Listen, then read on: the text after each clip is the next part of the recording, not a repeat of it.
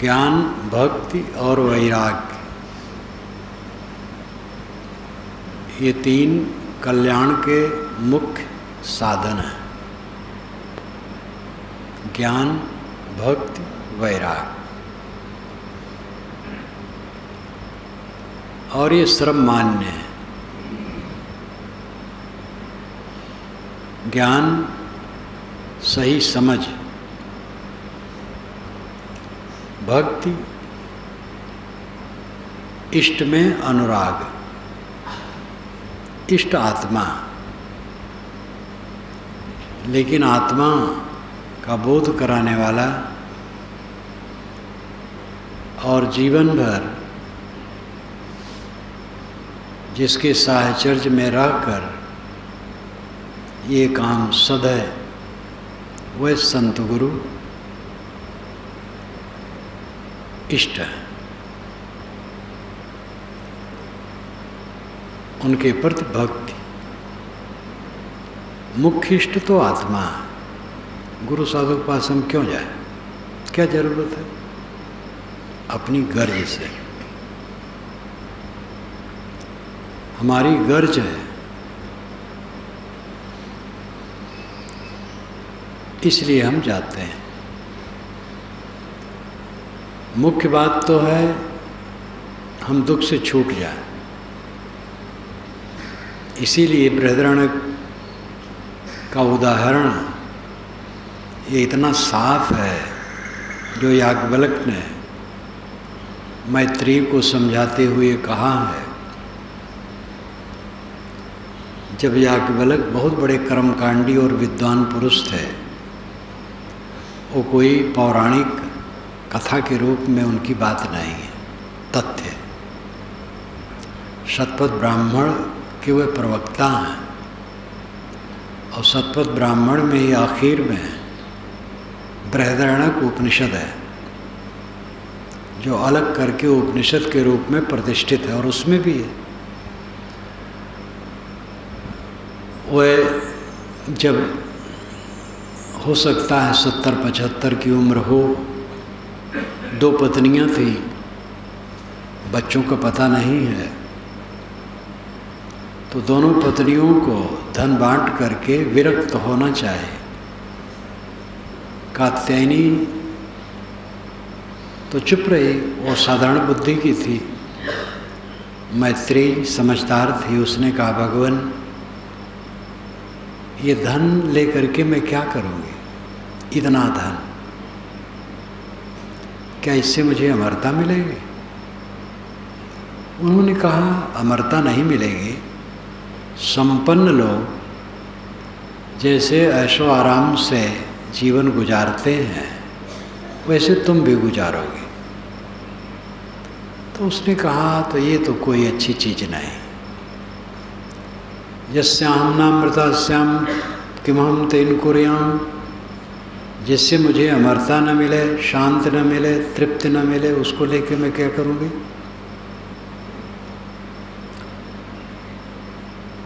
जिसके लिए इतना धन छोड़ करके आप जा रहे हैं वो क्या चीज़ है, उसको बताइए। तब याज्ञवल्क्य ने कहा जो एक परम सत्यता है। अरे मैत्रेयी,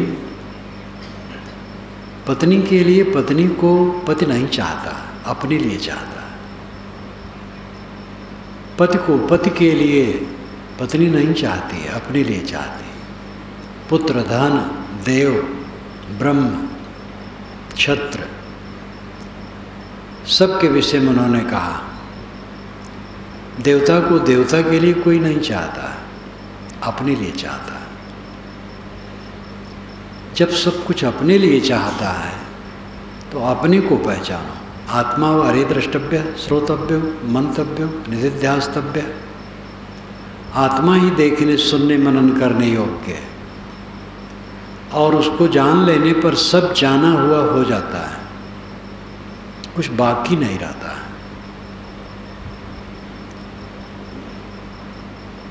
और ये बात परम सत्यता है। हमारा इष्ट हमारा अपना आत्मा है, परम प्रीतम। प्रियतम के लिए तो परम का विशेषण जरूरत है नहीं। प्रिय, प्रियतर, प्रियतम। प्रिय प्यारा, प्रियतर अधिक प्यारा, प्रियतम सर्वाधिक प्यारा। सर्वाधिक प्यारा आत्मा है। आत्मा के लिए हम सबको चाहते हैं, और वो है तो न हम किसी को नहीं चाहते। प्रायः मोहबस पति पत्नी कभी कभी बात करते हैं। पति कहता है अगर तुम न रहो तो मेरी जिंदगी बेकार है, मैं नहीं रहूँगा, तुम्हारे में मेरी जान है। लेकिन वही पत्नी असाध्य बीमारी से खाट पर पड़ जाए और डॉक्टर ने कह दिया हो कि अभी जीवन में खड़ी नहीं हो सकती है, अपने हाथ से मुख में ग्रास नहीं डाल सकती है, टट्टी पेशाब नहीं धो सकती है, सारा काम दूसरे को करना पड़ेगा, जीवन भर ऐसे रहेगी। तो वही पद चाहेगा अब इसको भगवान बुला ले। ऐसे और सब के लिए समझ लो, पुत्र हो, पति हो, कोई भी हो, कोई किसी को नहीं चाहता। सबको हम अपने लिए चाहते हैं। तो अपना क्या है? आप विश्लेषण कीजिए कि जब से जन्मे हैं, होश में आए हैं, आँखों से जितने रूप देखे हैं, वह रूप आपके पास कहाँ है? सुंदरी स्त्री देखे, सुंदर पुरुष देखे, वन देखे, पर्वत देखे, समुद्र देखे, रेगिस्तान देखे, शहर देखे, गलियाँ देखी, न मालूम कितना देखे, क्या रहा? कितना स्वाद लिए जीवन में, क्या रहा? कितना स्पर्श किए, काम भोग में उन्मादी हुए, क्या रहा? कितना रस का अनुभव किए, खाए पिए, क्या रहा? कुछ रहता नहीं। रीझ खींच करके स्वयं आत्मा ही रहता है। रीझ खींच रही शेष, ये विशाल देव की वाणी है। रीझा और खींचा और अकेला रह गया। फल में मिली बेवकूफ़ी, जिसका मैंने उपभोग किया, जिसमें मैंने अनुराग किया, जिसमें मैंने चिपकाहट की, उसका मनोविकार, उसके संस्कार हमारे मन में चिपक गए और वो रात दिन चलाते हैं और कुछ मिला नहीं। बहुत दिन कोई शासन किया, शासन से क्या मिला? शासन में जो ऊंच नीच स्थितियां आईं, गलतियां आईं, उन गलतियों के संस्कार मिले। पद के लिए लोग बहुत परेशान होते हैं, मंत्री बन जाए, मुख्यमंत्री बन जाए, प्रधानमंत्री बन जाए, लेकिन वो जितना बनेंगे उतना उनके लिए नुकसानदेह हो सकता है। संभाल तो मिलता नहीं अपने को, गलत काम आदमी करने लगता है पद पा करके, तो अपने आत्मा को मलिन करता है। एक मनुष्य की गरिमा सबसे ज़्यादा है। एक सादा मनुष्य को उसके हित चिंतक कहेंगे आप मंत्री हो जाएं तो मैं बड़ा प्रसन्न होऊंगा, प्रधानमंत्री हो जाएं तो क्या पूछना है। वह मनुष्य के मूल को घटाता है, ऐसा कहा करके। मनुष्य सबसे बड़ा है। अगर वो मंत्री हुआ, सावधान नहीं रहा तो घटेगा, गलत काम करेगा। मंत्रियों का जो पावर होता है आप लोग जानते हैं, उनकी कलम से करोड़ों का वारा न्यारा होता, अरबों का वारा न्यारा होता है। चारों तरफ से माया जुड़ी रहती है। रुपए बरसते हैं उसके सामने। सरकारी कामकाज में तो है ही है, व्यक्तिगत के लिए रुपए बरसते हैं, और इस सब में उसका आत्मा मलिन होता है, फायदा नहीं होता है, और रहता कुछ नहीं है। अंत में बड़े बड़े सम्राट घुल घुल के मरे हैं। अगर कोई पद मिलता है, धन मिलता है, ऐश्वर्य मिलता है, संबंध होता है विशेष, बड़ी सावधानी की जरूरत है। वो शुभ नहीं है। शुभ मनुष्यता, मेरा अपना होना और अपने होने में रहना, यही सबसे ऊंचाई है।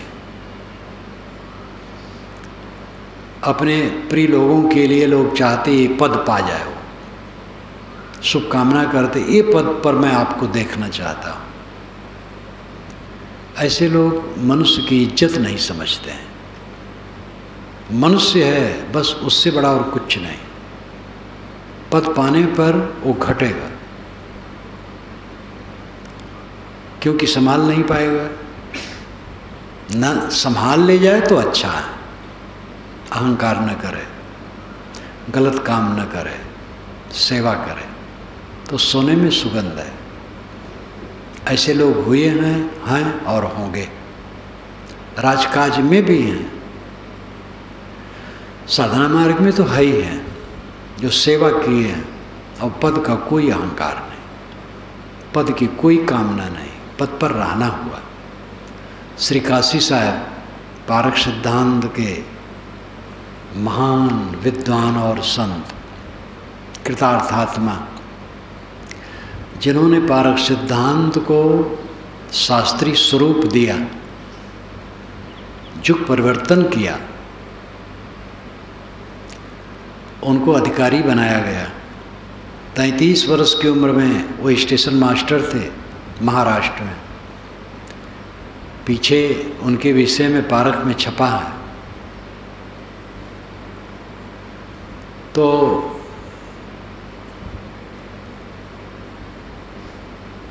तैंतीस वर्ष की उम्र में उनको परिचय हुआ।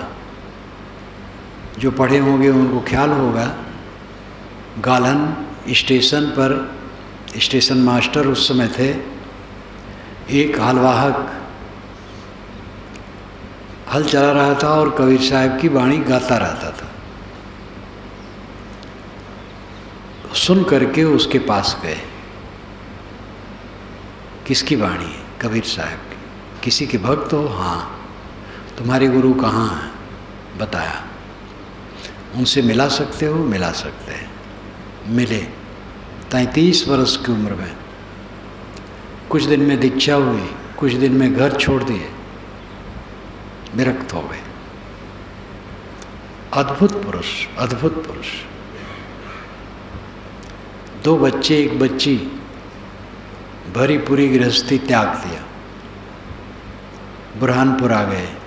बुरहानपुर हम लोगों का पारक सिद्धांत का विशाल आश्रम है, जो 150 वर्षों से भी पुराना है, जहाँ पर बड़े बड़े दिग्गज पारखी संत हो चुके हैं।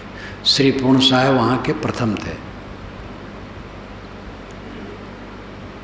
और उनका तेज, उनकी प्रतिभा, उनका वैराग्य, उनका सब कुछ देखकर लोग उन्हें अधिकारी पद दिए। उन्होंने स्वीकारा, सेवा की। फिर उनको महंती दी गई, उसको भी स्वीकारा और सेवा की। महंती कोई गर्व नहीं, और महंतिक सुविधा भोगने की कोई चेष्टा नहीं। उनके काल में जो भक्त रहे हैं वह हमसे काफ़ी बताते थे। इंदर गोटिया छत्तीसगढ़ के, जो प्रसिद्ध पारखी भक्त थे, दिग्गज, देह में भी दिग्गज, बड़ी बड़ी आँखें, गोरे गोरे, दहाड़ने वाले, किसी को डरने वाले नहीं। कोई गुरु संत महंत भी अगर ठीक नहीं करता है, उनको भी झाड़ देते थे, बड़े निर्भय थे। श्री काशी साहब जब विद्वान थे तब वो जाते थे बुरहानपुर, उनको देखते थे, उनकी बात सुनते थे, सब कुछ उन्होंने बताया। और अंततः श्री काशी साहब ने श्री बालक साहब को गद्दी दे करके उसको भी छोड़ दी। तो साधना में तो बहुत से संत ऐसे होते हैं जो सेवा करते हैं। वो पद की एक मर्यादा है, उसमें हो कि सेवा करते हैं, कुछ चाहते नहीं। राजनीति में भी ऐसे लोग हैं जो पद पर हैं लेकिन निष्काम हैं। तो आदमी तो कहीं भी हो सकता है। जिसमें त्याग भाव है वो फंसेगा नहीं।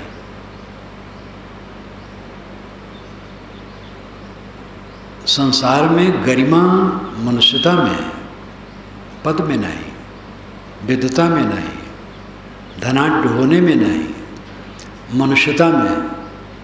और मनुष्यता है अपने में लौट आना। मनीष मनुष्य, जो मननशील है वो मनुष्य। मननशील वह है जो आत्म केंद्रित है, अपने केंद्र में है, वो मननशील है। केंद्र और परिधि, एक तेली का कोल्हू है, कोल्हू केंद्र है और बैल परिधि में घूमता है, चक्कर में। हाँ, आत्मा केंद्र है, मन परिधि है। आत्मा केंद्र है, मन परिधि है। हम परिधि में घूमते हैं मन के चक्कर में। आत्मा में स्थित होना, केंद्र में आ जाना है। आत्मा हमारा परम इष्ट है, स्वयं स्वरूप परम इष्ट है, प्रियतम है। लेकिन उस प्रियतम को पाने के लिए, उस प्रियतम में स्थित होने के लिए प्रियतम सद्गुरु संत सहारा, उनके बिना हो ही नहीं सकता। शुरुआत ही नहीं होगी, जानेंगे ही नहीं। जान जाएंगे तो भी विवरण से समझना उनके बिना नहीं होगा। समझ ले, ठहराव नहीं होगा। जब तक कोई वकील बड़े वकीलों के साथ अभ्यास नहीं करता रहेगा, अपना काम करना, अभ्यास करना, फिर बड़े वकील से मिलकर राय लेना, पढ़ना उस विषय में, तब तक कोई बढ़िया वकालत कैसे कर सकता है। प्रौढ़ वकील भी अपने से बुजुर्गों से राय लेते रहते हैं और केवल राय नहीं, शुल्क पहले रख देते हैं।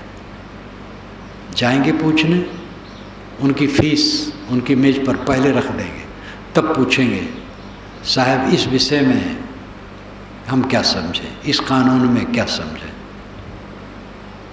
डॉक्टर हैं, इंजीनियर हैं, किसान हैं, किसी क्षेत्र में गुरु की जरूरत है, आधार की जरूरत है। जो भेषधारी भटकने वाले हैं उनकी बात अलग है, वो समझते नहीं, भटक रहे। जो उनको सेवा करने का समय है, साधना करने का समय है, भटक रहे।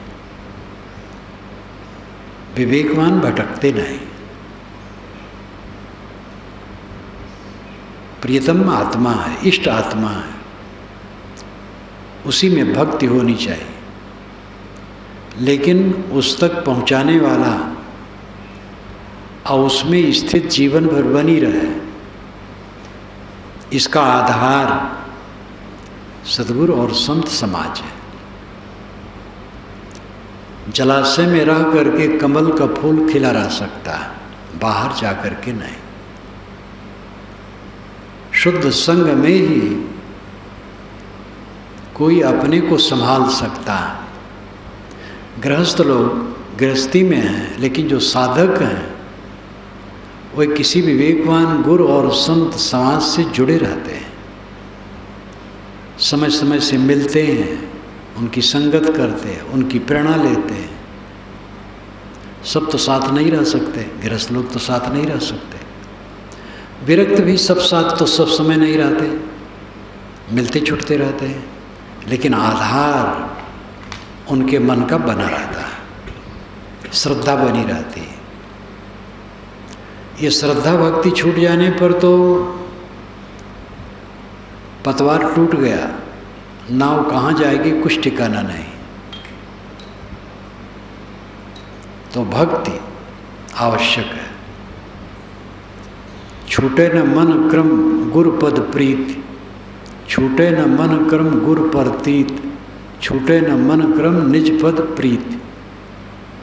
ये श्री विशाल साहब का पद है भवयान का। मनसा वाचा कर्मणा, गुरु के प्रति श्रद्धा जो लगी वो न छूटे,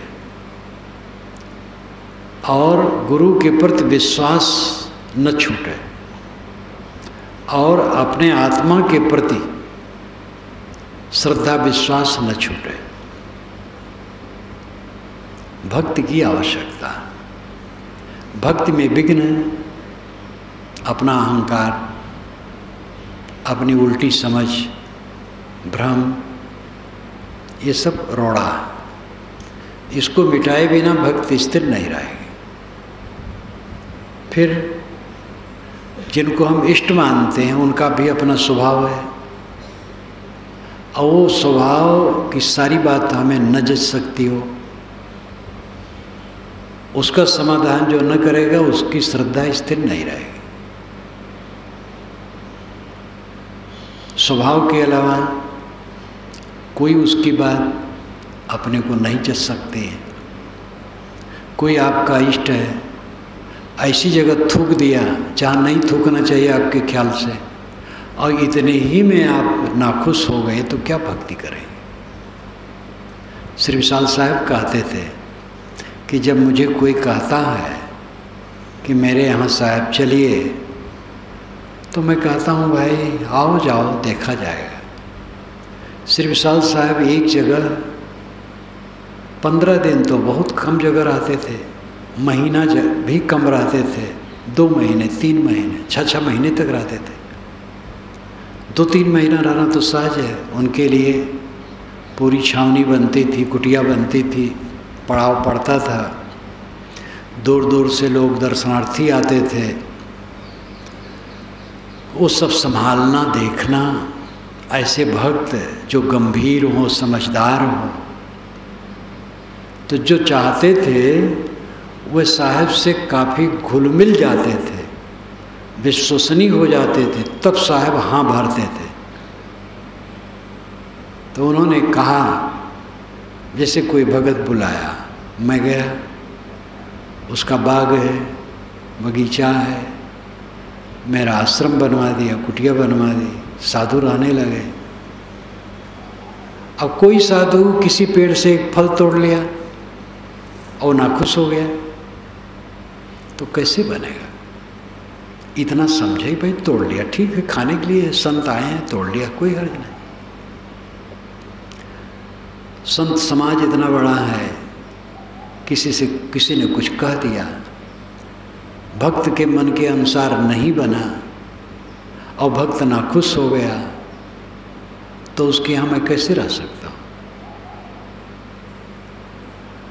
भक्त से जो त्रुटि हो गई, मैं नाखुश हो जाऊं, कैसे बनेगा। त्रुटि हो गई, उसको क्षमा करें।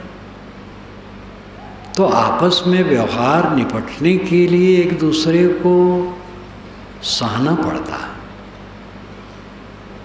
जहाँ वे रहते थे वहाँ भी जितने दिन रहते थे, शाम के टाइम 3-4 बजे जो मुख्य भगत होता था उनके पास आ करके थोड़ी दूरी पर बैठ जाता था, और कम से कम 1 घंटा बैठा रहता था, और बीच बीच में साहब उससे बात कर लेते थे, जिससे जाने कि इसका मन क्या है, कैसे है।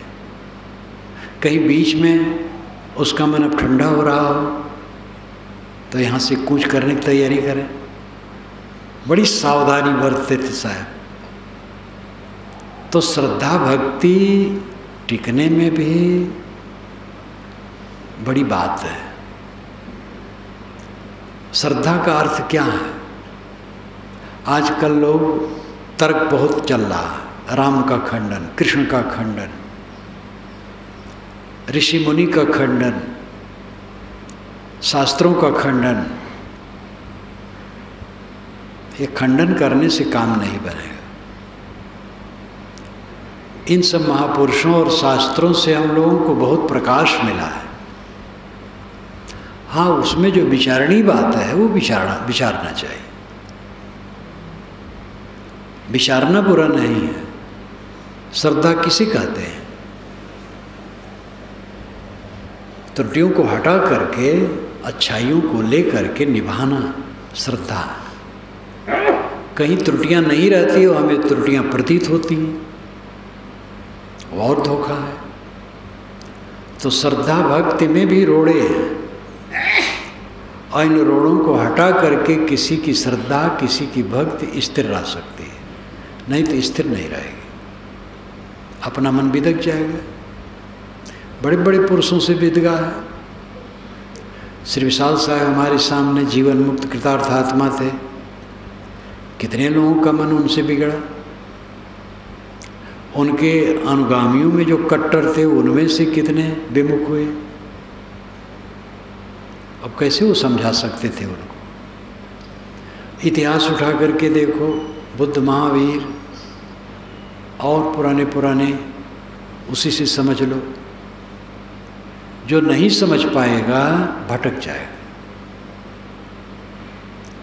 श्रद्धा भक्ति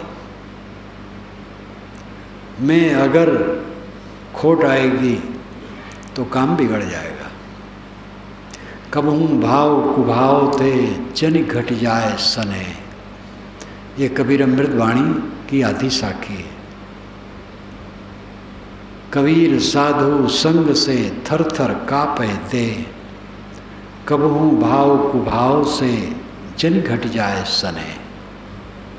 साधु संग से मेरा शरीर कांपता है। ये नहीं कि डरता है, दूर भागता है।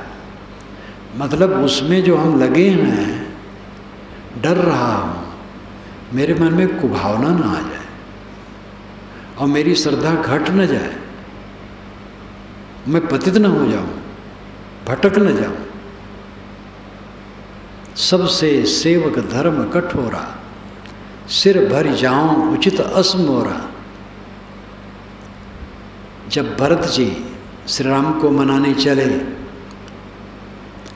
तो जमुना पार हुए तो सुने कि इधर वो पैदल चले थे राम।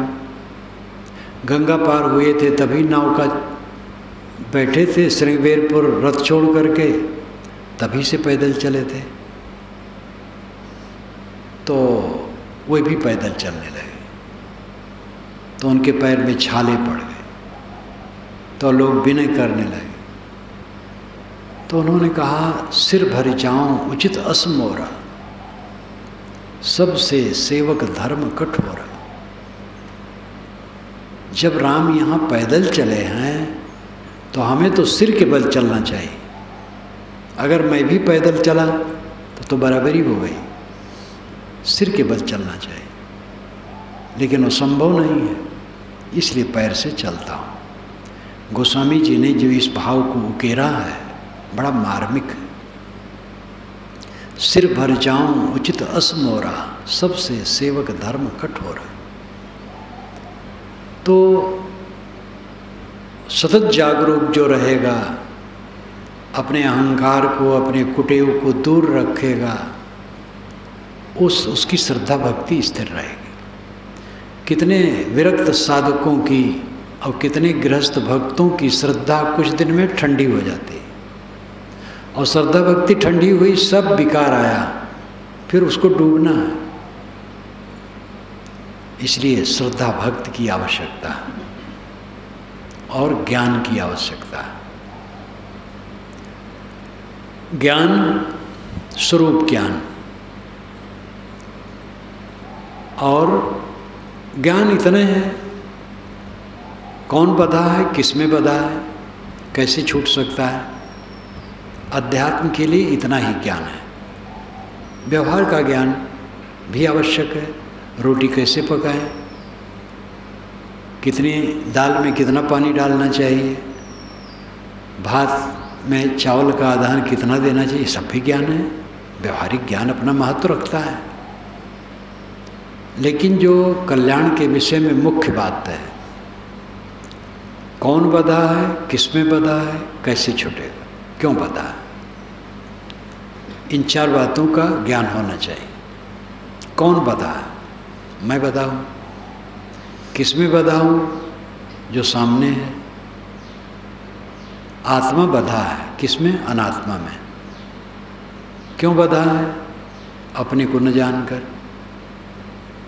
अनात्मा में मोह कर। कैसे छूटेगा, अपने को जानकर, अनात्मा का मोह छोड़कर। इन चारों पहलुओं को समझना चाहिए। कौन बधा है, किसमें बधा है, क्यों बधा है, कैसे छूटेगा। मैं बधा हूँ, मैं यह में बधा हूँ। अहम इदम, अहम है, इदम है। अहम मैं, इदम यह। प्रकृत पुरुष, जड़ चेतन। चेतन जड़ में बधा है। जो कुछ दिखाई देता उसी में मैं बधा हूँ। दृश्य में मैं बधा हूँ। दृष्टा दृश्य में बधा है। क्यों बधा है, अपनी गरिमा को समझता नहीं, और जिसमें बधा है उसकी तुच्छता को नहीं समझता, उसकी दुखरूपता को नहीं समझता। आदत हो गई, प्रलोभन हो गया, जिससे वो तकलीफ पा रहा है, उसमें सुखाभास है। काम भोग सबसे बड़ा भोग माना है। और ऐसे ऐसे महारथी हैं कि उसका पाठ पढ़ाते हैं। आज तो अखबार का युग है, टीवी का युग है। सेक्स के डॉक्टर विज्ञापन बराबर देते हैं अखबारों में, सेक्स के विषय में वो राय देते हैं। वैसे गृहस्थों के लिए उसको थोड़ा जानना बुरा नहीं है, क्योंकि अज्ञान से वे बहुत गलतियां कर डालते हैं, बीमारियां ले लेते हैं।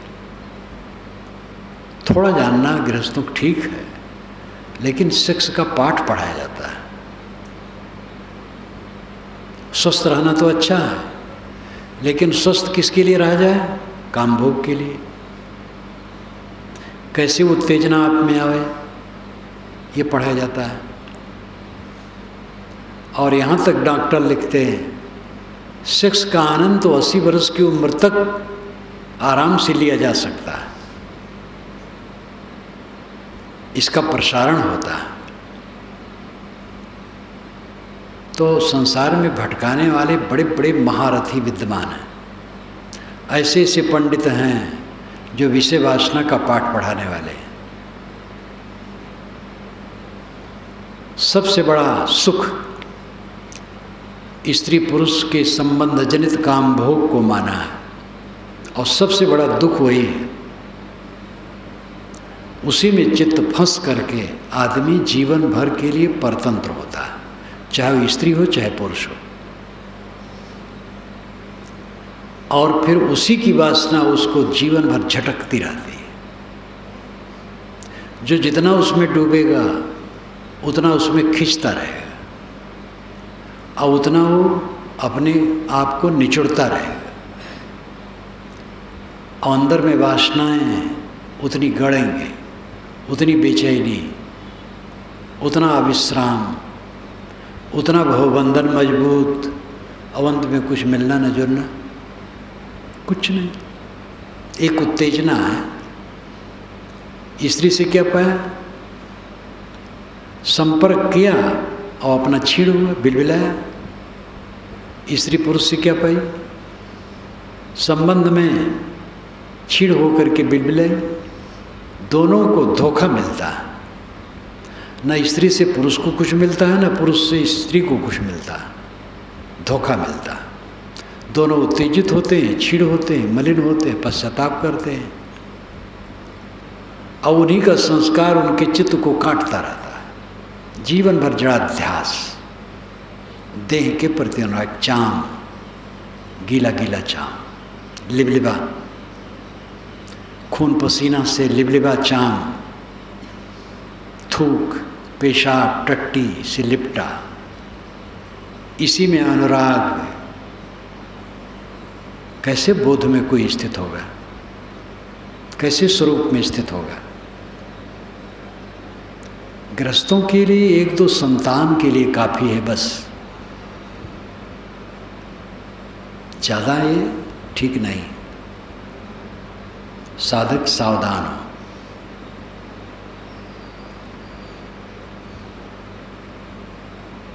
जीव किसमें बधा है? विषयों में, और विषय साथ नहीं।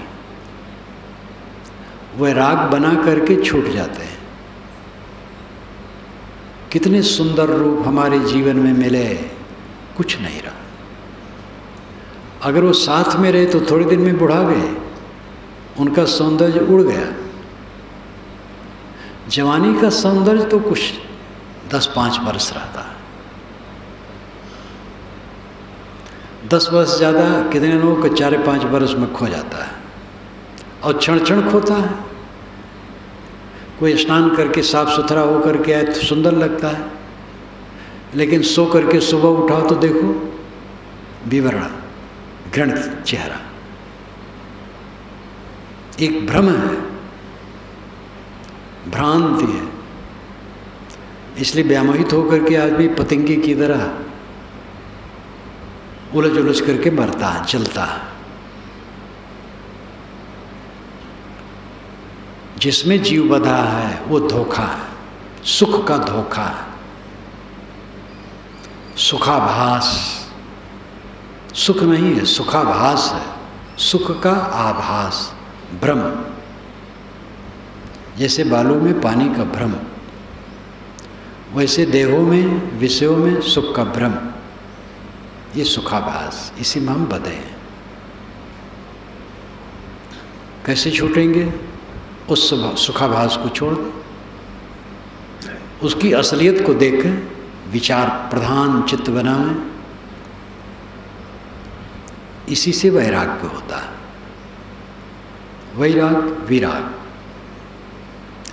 वैराग केवल हम साधु वेशधारियों के हिस्से में नहीं है। हम जो साधु वेशधारी हैं, अगर सही न रहें तो ये कपड़ा कुछ नहीं करेगा। इसलिए कपड़े का अहंकार किसी को नहीं होना चाहिए। जो साधक आ गए हैं, साधु वेश हो गया है, ब्रह्मचारी वेश, साधु वेश एक ही बात है। अहंकार न करें, वो साधु नहीं हो गए। साधु कपड़ा मिला, साधु उन्हें बहुत समय लगेगा। कुछ साधु हो गए, कुछ अंश में साधु हो गए, अभी और बहुत काम करना। अपने को महात्मा नहीं मानना चाहिए। मैं महात्मा हूँ, मैं संत हूँ, मैं साधु हूँ। मैं एक दास हूँ, मैं सेवक हूँ, कुछ और नहीं। ये कपड़ा काम नहीं करेगा। कपड़ा जरूरी है, कपड़ा पहना जाता है। साधुओं का अलग सादा कपड़ा बढ़िया है, वेश है शुद्ध, प्रभाव उसका है मन पर, दूसरे लोग भी उससे लाभ लेते हैं। साधु देख करके मन खुश होता है, सब अच्छा है। लेकिन जो साधु वेश में है वो अपने को देखे। लोग मुझे महात्मा कहते हैं, गुरु कहते हैं, और बड़े बड़े शब्दों से संबोधित करते हैं, लेकिन मैं हूँ क्या, मेरे अंदर में क्या, वो खुद देखे, संभाले। वैराग्य केवल हम वेशधारियों के हिस्से की चीज नहीं है। स्त्री पुरुष गृहस्थ विरक्त सबकी चीज है। उसके बिना किसी कल्याण संभव ही नहीं। सारे दुखों का अंत वैराग्य में, भुइनृणाम वैराग्य में वा भयम। केवल वैराग्य ही निर्भय पद है, निर्मोह निर्मोह निर्मोह। लड़के को पैदा किया, प्यार किया, बड़ा हुआ, पढ़ा लिखा, कमाने लगा, लेकिन मेरे पास बैठता नहीं। बैठता भी है तो भी उसका अनुराग अपनी पत्नी के लिए, अपने बच्चे के लिए। दुख होता है, ये हमारा राग है।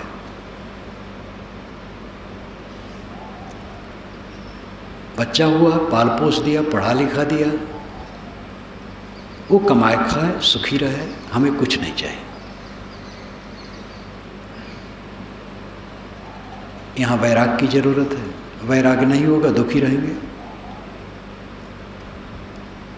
पति पत्नी, बहू बेटे खुश रहे, बस उनको आशीर्वाद दो, उनसे कुछ भी न चाहो, कुछ भी न चाहो, बस वहाँ सुखी रहोगे। और जहाँ कुछ चाहे दुखी शुरू हो जाओगे, दुखी होना।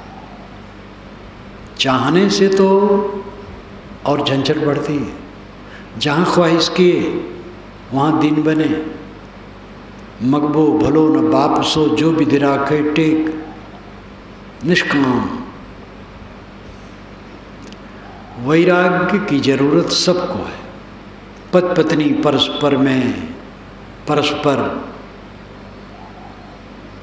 अधिक आसक्ति हो गई तो दोनों बेचैन रहेंगे।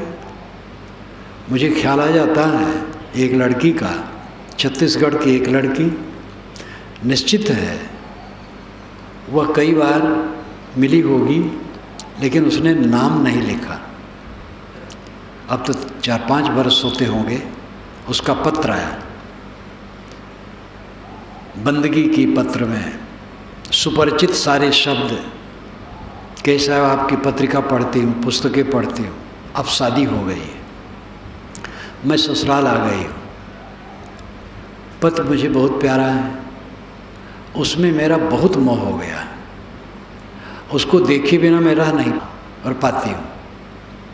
घर से निकल के काम में जाता है, मैं बेचैन होती हूँ। मैं सोचती हूँ सब हर समय हमारे सामने बैठा रहे। मैं बहुत बेचैन हो गई हूँ, शायद मुझे ज्ञान दीजिए, मेरा मन मेरे में संतुष्ट रहे, उससे मेरा मन हट जाए, मैं सहज भाव उससे रहूं। मैं बहुत पीड़ित हूँ, लेकिन ना अपना नाम लिखा, ना पता लिखा। उसने लिखा पारक प्रकाश में छाप दीजिएगा, मैं जान जाऊंगी। और पारक प्रकाश में क्या छापूं? पारक प्रकाश में छपता ही है, पुस्तकों में सब भरा ही है। कुछ उत्तर दे नहीं पाया। उसका हृदय बहुत बढ़िया था, भोली। अब वो एकाएक पति मिला, अनुकूल मिला, चिपक गई मारे मोह के। लेकिन उसके अच्छे संस्कार थे, और उद्विग्न करने लगे, कष्टित करने लगे,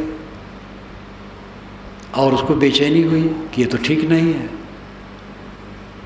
जैसे मछली पानी में से अलग कर दो वो छटपटाए, तैसे आत्मा परमानंद के लिए छटपटाती है। लेकिन हम परमानंद बाहर खोजते हैं, इसलिए तकलीफ है। सब सुखों को छोड़ देने पर वो परमानंद मिलता है। सारे सुख की अस्पृहा छोड़ देने पर वो परम सुख मिलता है। सुख को छोड़ देने पर सुख मिलता है, ये ध्यान दो। भावयान इसके लिए खूब पढ़ो। अब तो संक्षिप्त टीका सहित भी यहाँ उपलब्ध है।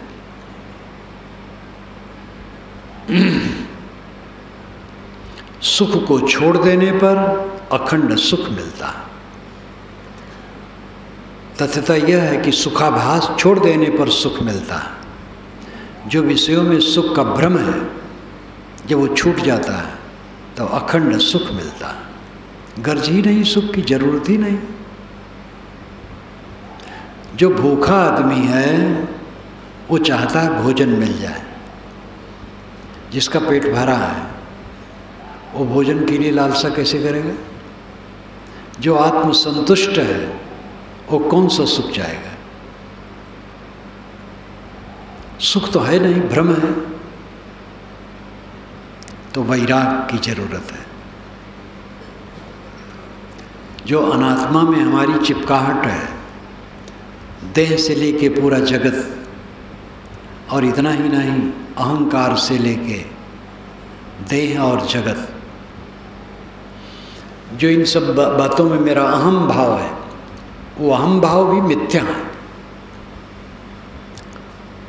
नाम रूप मिथ्या है, सब खो जाने वाला है। ये सब के प्रति चिपकाहट दुख है, इसे वैराग की जरूरत है। वैराग विचार से प्रदीप्त होगा, विवेक से प्रदीप्त होगा। इसीलिए बारंबार कहा जाता है कि कर्म से मोक्ष नहीं होता, ज्ञान से मोक्ष होता है। कर्म चित्त शुद्ध के लिए सहायक है। आपके पास जो शक्ति है उससे दूसरे की सेवा करें। धन, तन, मन, बुद्धि, ज्ञान, बल, उससे दूसरे की सेवा करें यथाशक्ति। तो चित्त शुद्ध के लिए कर्म आवश्यक है, लेकिन मोक्ष के लिए ज्ञान आवश्यक है। ज्ञान में ही विचार विवेक है। विचारों की धारा जब चित्त में निरंतर बहती है, विवेक की धारा बहती है, सारा मोह टूट जाता है। चित्तविलास बंधन करता है और विवेक बंधन तोड़ता है। चित्तविलास, मनोविलास, मनोरथ, मनहरथ, मन के रथ पर बैठ करके घूमना मनोरथ।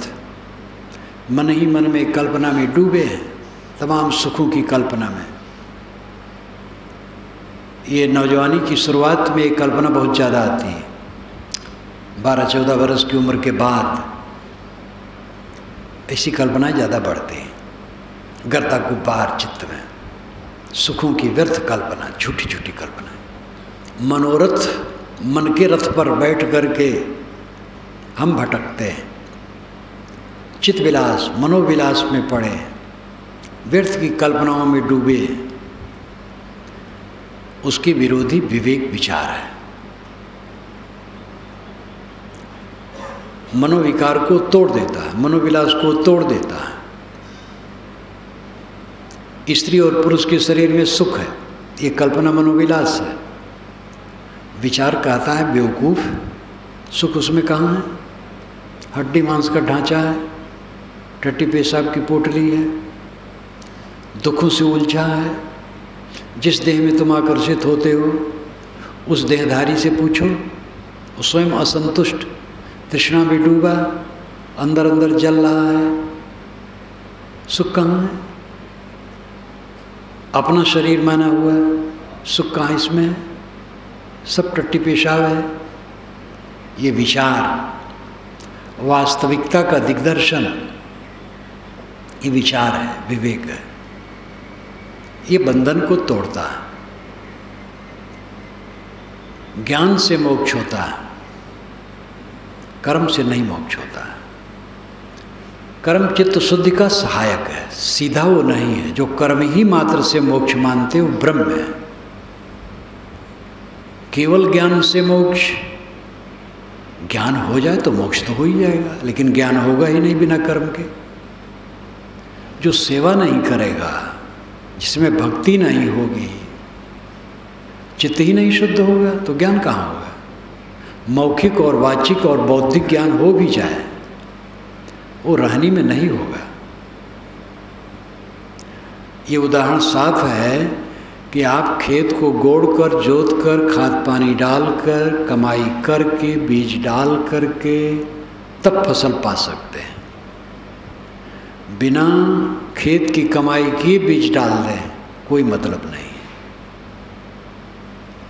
डाल देंगे, उगाएगा, सूख जाएगा, छोटा छोटा पौधा होगा, फसल अच्छी नहीं होगी।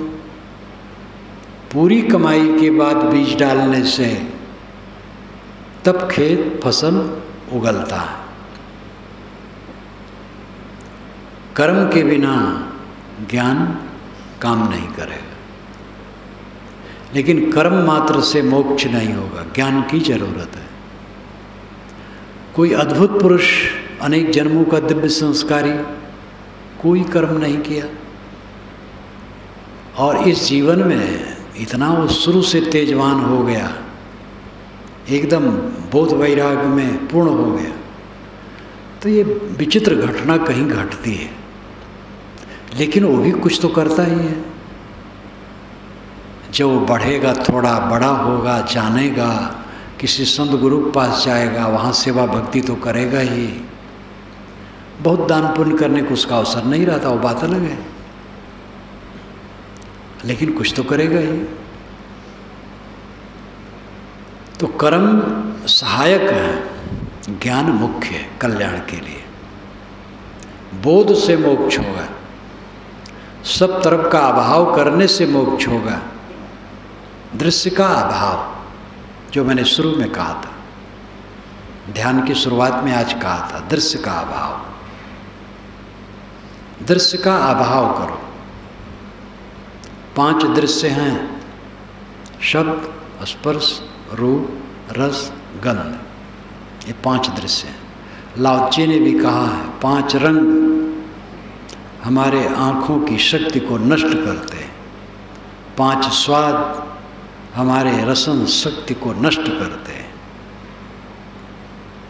उसकी भी वाणी बड़ी अद्भुत है।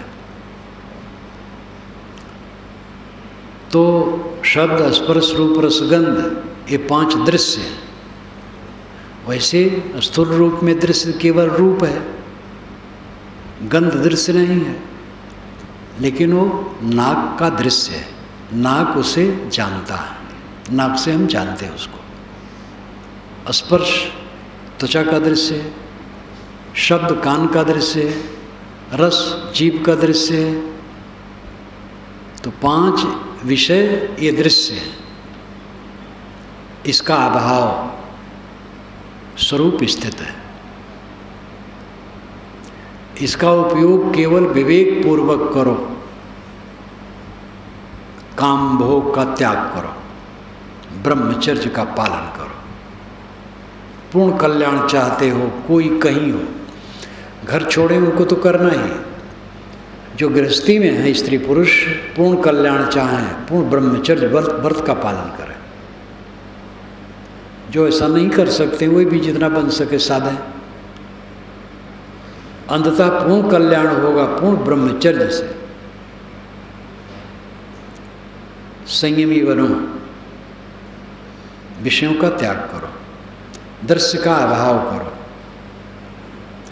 जो आवश्यक है खान पान, बर्ताव, व्यवहार, उसका उपयोग करते हुए उनसे अनासक्त रहो।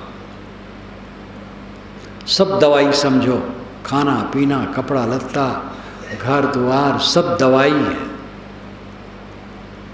इसमें कहीं रमना नहीं, अनासक्त जीवन यज्ञ। घोरांग्रस ने श्री कृष्ण को जीवन यज्ञ का उपदेश करते हुए बताया था कि खाने पीने किसी बर्ताव में भी कहीं भी आसक्त नहीं, अनासक्त। ये जीवन यज्ञ है। जिसका जीवन यज्ञ बन जाए वो धन्य है। जीवन यज्ञ उसका बनता है जो सब तरफ से सारी आसक्तियों को से अपने को निकाल करके रखता है। कहीं कबीर ते उबरे जाहि न मोह समाए। एक पंक्ति में सब कुछ है, वही उबरता है जिसके मन में मोह नहीं समाता है।